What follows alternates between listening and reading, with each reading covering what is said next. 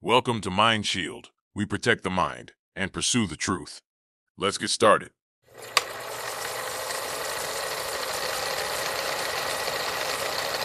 Welcome to the Explainer. So, today we're tackling external interactions. Basically, how energy behaves in the spaces where we live our lives. Apartments, cars, offices.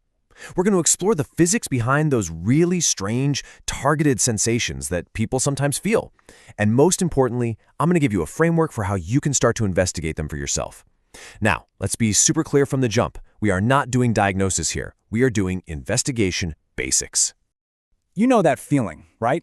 It's unsettling. A sudden buzz, a weird pressure, some strange sensation that just seems to pop up out of nowhere and focus right on you. The immediate, totally human reaction is to look for a reason, to ask, who is doing this? But before we can even begin to ask who, we first have to get a handle on what.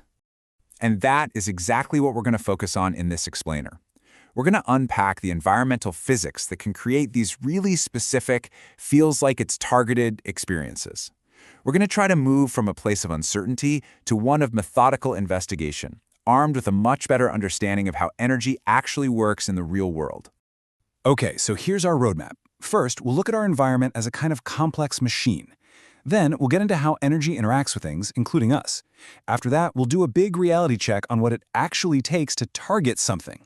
From there, we'll shift our thinking to ask better, more productive questions, which leads right into a practical task for building an evidence baseline. And finally, we'll talk about the path to clarity that this whole process can open up. So, let's jump in. All right, first up, we've got to reframe how we see our surroundings. A modern home, an office, a city, it's not just empty space. It's an active, humming machine. It's a dense, invisible jungle of electromagnetic signals, and we are swimming in it all the time. And what's this wild is the sheer density of these sources. For decades, government agencies like the EPA were mostly measuring the big stuff, powerful TV and radio transmitters in cities. But today, that's just the background hum. We've layered on top of that this incredibly complex web of Wi-Fi, 5G, Bluetooth, smart meters, and literally countless other devices, all broadcasting their own energy. It's a non-stop overlapping symphony of signals. So what happens to all these signals floating around? Well, they don't just travel in a nice, neat, straight line from the transmitter to you. They bounce. This is a really fundamental concept in physics called multipath propagation. A single signal from, say, your Wi-Fi router is going to hit the walls, the floor, the furniture, creating dozens, even hundreds of reflections that all arrive at your location from different angles and at slightly different times. And this is where it gets really interesting, where all those reflected signals meet up and they're in sync, they add together, they amplify each other, and bam, you've got a hot spot with higher energy. But where they meet up out of sync, they cancel each other out, creating a cold spot. So just by moving a few feet, or honestly, even just by changing your posture on the couch, you can move from a low-energy zone right into a high-energy one.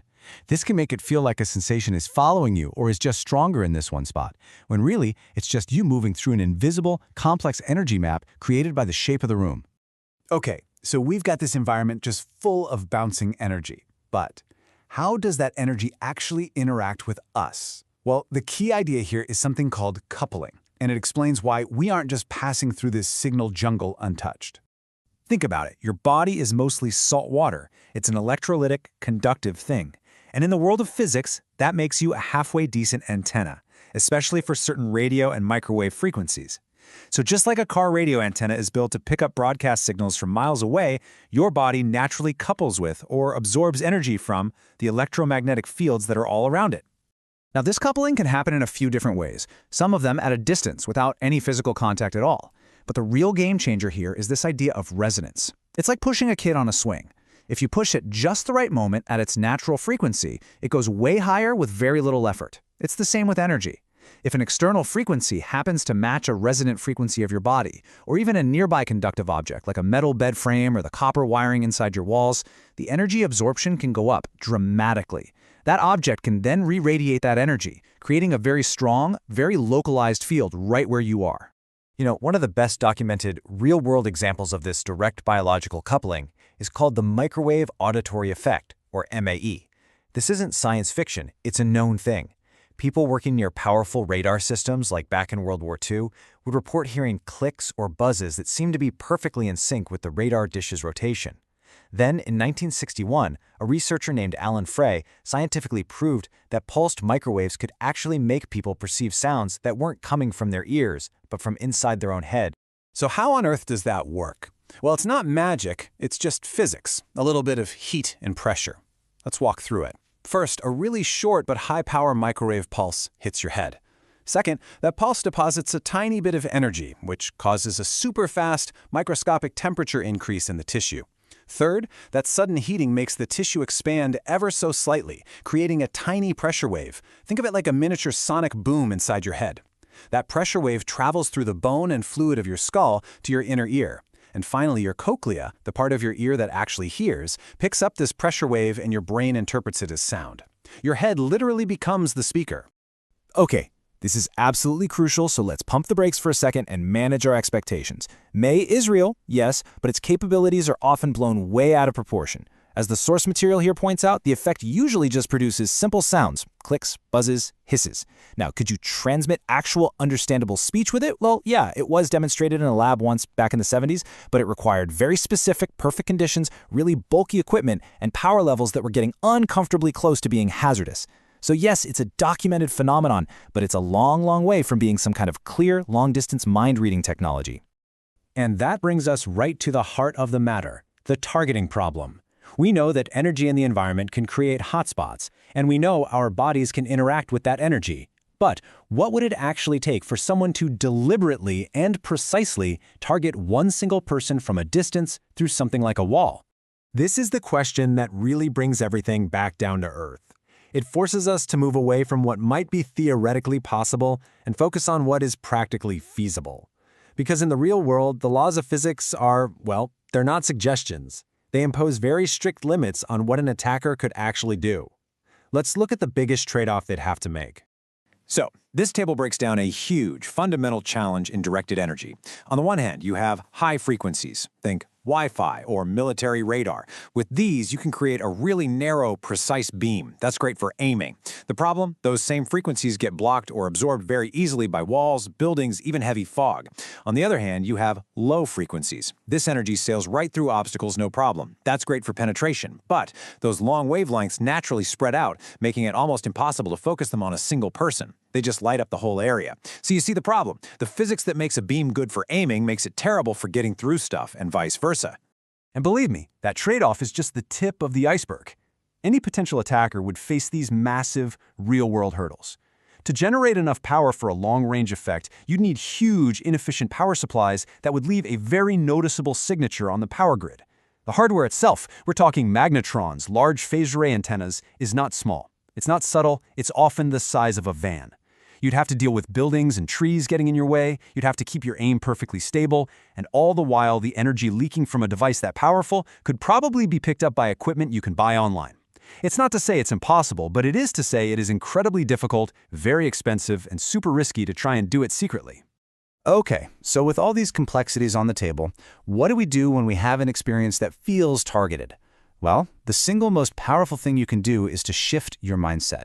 We have to move from that emotional question of who is doing this to the much more scientific question of what is happening. It's time to become an investigator of your own experience. And this slide right here, it's the whole pivot in a nutshell. Asking, who is doing this? It immediately puts you in a state of fear, of helplessness. You're searching for an enemy you can't see. It's a question you can't answer without evidence. But asking, what physical conditions correlate with this experience? That's empowering. That is a question you can actually go out and investigate. It turns a scary mystery into a puzzle that you can start to solve. So what do those productive questions actually sound like? Well, here are some you can start with. Does this seem to happen more when you're in the living room versus the bedroom? Does it happen at the same time every night? What happens if you kill the power to your Wi-Fi router or just put your phone in airplane mode? If you stand up and take 3 steps to the left, does the feeling change or disappear? These are all testable ideas, and by asking them, you're not a passive victim anymore. You're an active scientist, and you're running experiments. Asking the right questions is step 1. But to find answers, you need data. And that brings us to the most practical, hands-on part of this explainer, the evidence task. The goal here is simple: to build a baseline, to figure out what is normal for this specific place at this specific time with this specific setup. All right, The process itself is super simple. The trick is consistency. For 1 week, 7 days straight, at the exact same time every day, go to a place where you've noticed things. Write down the basics, where you are, how you're sitting or standing, and what devices are on or off around you. Then, just rate the intensity of any sensation you feel on a simple scale from 0 to 10. Now, the most important step is the last one. Do not draw any conclusions, just collect the data. For this first week, the only goal is to build an objective, unemotional record. If there are patterns, they'll start to show themselves in that data. And this is what it actually looks like. See? It's not complicated. A simple, clean entry. On this date, at this time, in this spot, with these devices on or off, the intensity was a 3. That's it. That's one data point. After a week, you'll have 7 just like it. Then you can start to change things. What happens next week if the Wi-Fi router is turned off? What if you do it in a different room? This is how you systematically, calmly start to isolate variables and find real correlations. Look, this whole methodical process of asking questions and collecting data, it's not really about proving or disproving any one specific theory. It's about moving yourself from a state of confusion and fear to a state of clarity and understanding, an understanding that's grounded in your own careful observations. You know, there's a principle here that I think is really powerful. Test everything, hold fast what is good. This is really the foundation of any good investigation. It encourages us to have a mindset that's open to possibilities, but also rigorous. It asks us to look at our experiences and our environment carefully, to gather evidence, and then to base our conclusions on what that evidence actually shows us, not just on what we assume or what we fear. And that's the bottom line here. Adopting this kind of investigative mindset isn't about being cynical. It's not about dismissing your own experiences. It's actually the exact opposite. It's an act of stewardship over your own mind, over your own well-being. It's about taking your experiences seriously enough to study them with care, with discipline, and with a real commitment to finding the truth, whatever that truth turns out to be. That's all for now. Thanks for joining me. Next time on The Explainer, we are going to take a much deeper dive into the microwave auditory effect. We'll look at the declassified research, the operational requirements, what real-world prototypes look like, and most importantly, we'll talk about the physical constraints that define what that technology can and cannot do.